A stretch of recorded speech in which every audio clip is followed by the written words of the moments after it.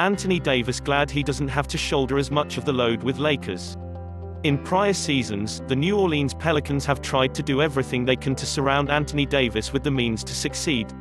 But the Pelicans didn't have a very good front office, and so while the plan was obvious, Dell Demps' execution was lacking.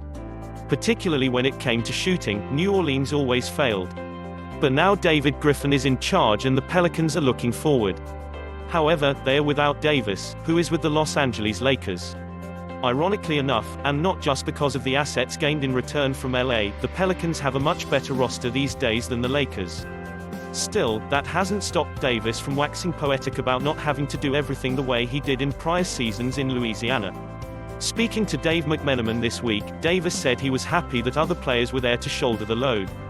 Via ESPN. "It takes a load off me," Davis said after the Lakers' 126-93 win, their third victory in 3 tries against the Warriors this preseason. "It feels good knowing that you don't have to do much. Everybody has a role, and when you have guys all over the board who can score the basketball, you don't need to do everything every possession." Of course, this isn't even remotely true. Los Angeles doesn't have that many players who can score the basketball, and outside of LeBron James, Davis will actually need to do quite a bit to keep possessions going. LA's problem will be depth and shooting, very similar to the last several years that Davis spent in New Orleans.